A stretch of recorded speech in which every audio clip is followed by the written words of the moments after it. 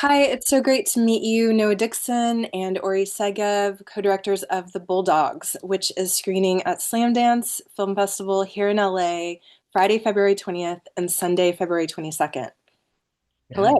great to talk to you. We're Yeah, excited to chat. thank you so much. Yeah, absolutely. Well, please, just to get started, why don't you tell me just the moment you knew you had to make this documentary about the train derailment in East Palestine, Ohio? Yeah, I mean, this was like very big news here, and I think for like a long time, Noah and I and the rest of the team, Drew Johnson and Alexander Hyde, like we were kind of wanting to make a documentary. And we were talking about the possibility of doing that, and within like a couple weeks, this happened, like right, in our backyard, and so that sort of like prompted us to go there. Um, I'll just add we're primarily narrative filmmakers, and this is our first documentary, feature length documentary.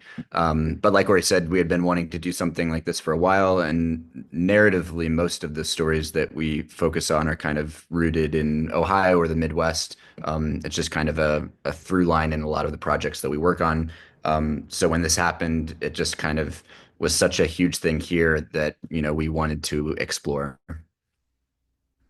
Amazing. And, obviously, a lot of the film is talking about the health risks or potential health risks, to the community.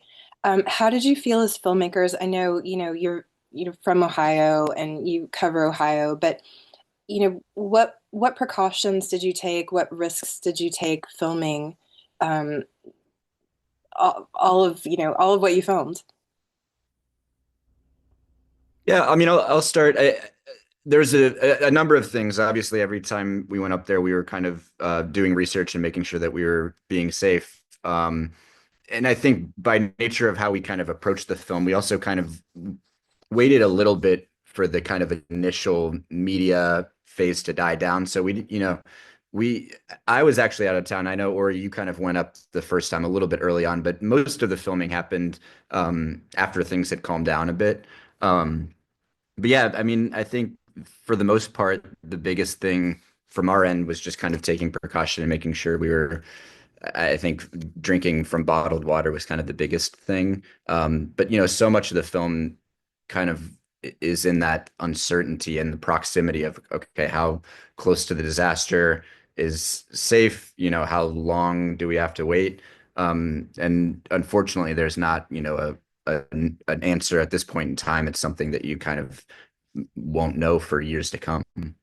yeah, I think we also like we were more interested in telling a story over like a shorter amount of time because of that unknown, which like the film really cycles through like a year after the derailment, and it's a little more like nuanced with like what's going on in the town and how everybody's feeling, but it's like because of the unknown, and it might take 10 years to know what the full effects are.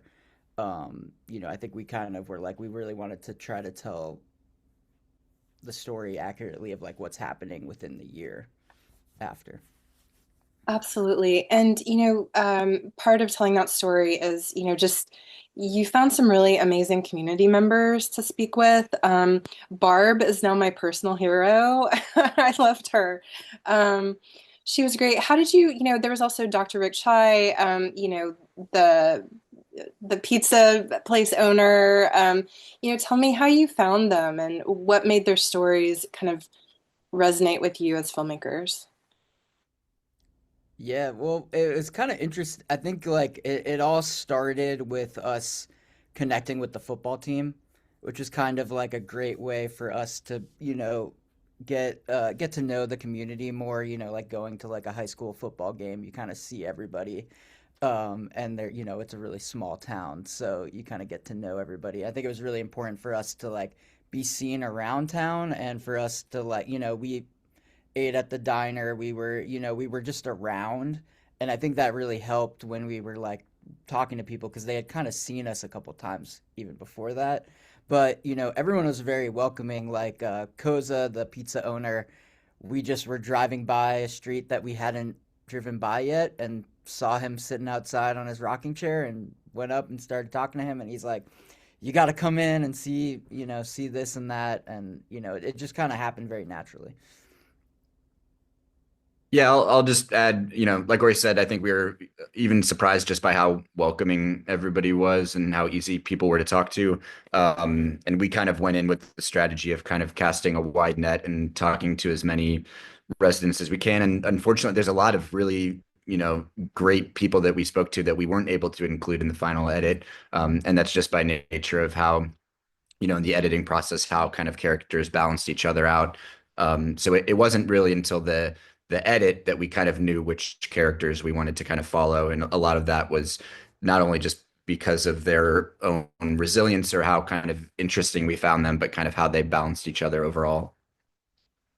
That makes sense. And just to add, I really love the shots of just the bulldog, like the perspective of, and obviously I, won't give any of your shots away, but that was really that was really cool and just a great through line for Thank sure. you. Um, I also really appreciated in your film how you kind of juxtaposed perception versus reality. Especially with that time cover and Barb's response to that. You know, the East Palestine residents are still living their lives. There's still like happiness and community. Is that something you wanted to spotlight instead of just like the tragedy of what happened in 2023? Yeah, I mean, for me personally, I grew up in Ohio. I've lived in Ohio my whole life. Ori moved to Ohio and we went to school together here, and I've lived here since. But like I think through working on this project in a lot of ways, it's even changed my kind of perspective on the place in which that I, grew up and lived in, and kind of, I've always had to defend Ohio. It's like it's the butt of a joke a lot of times. It's kind of this boring, dull place to live. But I think it's, for me, and the challenge for us was kind of, looking to find that beauty that's not, on the surface. And I think that through that approach and that strategy, and I don't even know how aware we were of that in the beginning, but I think that was definitely the result of kind of just really taking this observational approach and spending time and kind of getting to see the seasons change and focus on the beauty of the community and the nature around it. So yeah, I mean, I think that it may have not been the strategy from the beginning, but as we were working on the film, it definitely seemed like the approach that felt right was to not focus too much on the derailment itself and kind of really show the humanity, the humanity behind it.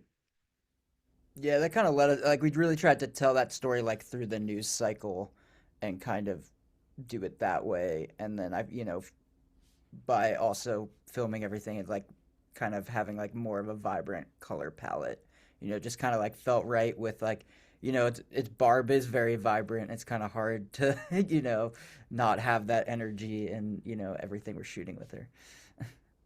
Absolutely. And just, I know on documentaries, a lot of times things don't go as planned, and they're, kind of exciting surprises. Did any of that happen for you? Were there any surprising moments where you didn't know the film was going in this direction, but you had to take it there? A lot of times, I mean, a very simple one was, I think we had already filmed with Barb a couple times, and I'll give one thing away, but there's a small scene with a guy who trains homing pigeons on her podcast, and I remember we got there, and he was like, "Oh, I could go get a pigeon at my house." He was like, "I gotta go back," and he just brought the pigeon over, and it was such like a magical moment. It's a very short part of the film, but it's just kind of there's like little happy things like that where you're talking to people and they kind of they get the visual style we're going for and they're excited about it as well. Um, Yeah, it was, like I said, Ori and I are much, our background is in narrative filmmaking where we really plan things to a T and know what we're getting. And I think in a lot of ways, it was just kind of a nice change of pace for us to like allow ourselves to be like, okay, we don't know what's going to happen. We tried to insert that visual style and kind of shoot it in a way that felt cinematic, but we never knew what we would get. And sometimes we'd go up there and we wouldn't really get anything, or we'd come back feeling like, okay, we didn't get anything, but I think that what was nice was just knowing that we were close enough that we would, and that we were going to spend so much time there, to just kind of collect as much footage as we can. So yeah, it wasn't, there are certainly days that went better than others, but I think just, because it's documentary filmmaking, we were open to that, and it was kind of a nice challenge. Absolutely. And, kind of talking about politics for a little bit, where, right now we're in kind of a very heated political moment.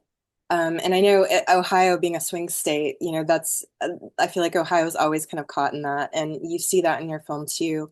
But, you really kind of zero in on just the difference it makes just to show up, and just having people feel seen, more so than like, right versus left, conservative versus liberal. Is that something you meant to show or something else? Yeah, I mean, I think we knew that we wanted it by approaching it as kind of this observational documentary. We didn't want to like take sides or focus too much on that. But I think from the very beginning, it really felt to us like what was happening in East Palestine felt like this kind of cross section of America.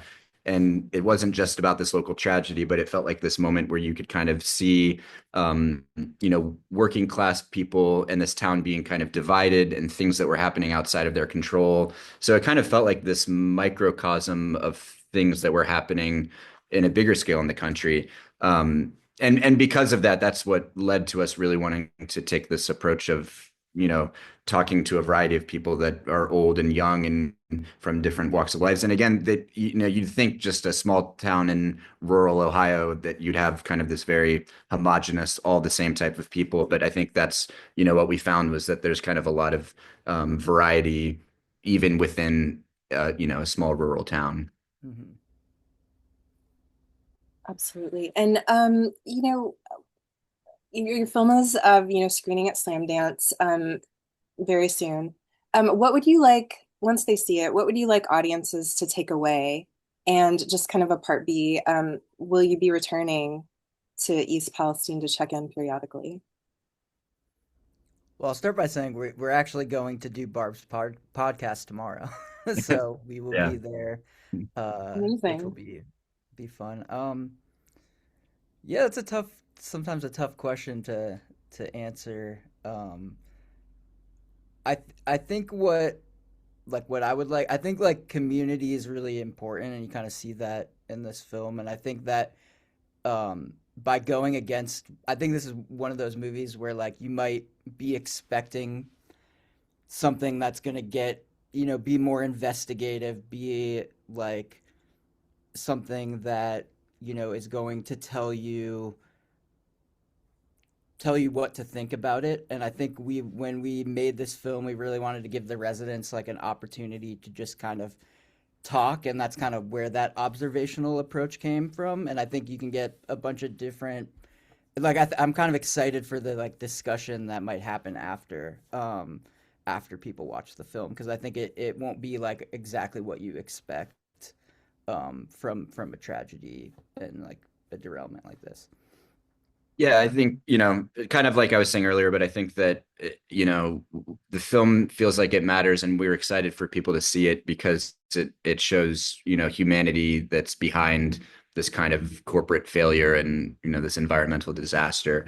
And I think that like when you see working class uh, people absorb that impact, rather than make it a news headline, like Ori's saying, that it's important to kind of really connect with the kind of people that are behind that, and their humor and their uncertainty and kind of who they are, because I think that it leaves you with feeling a better understanding of the situation.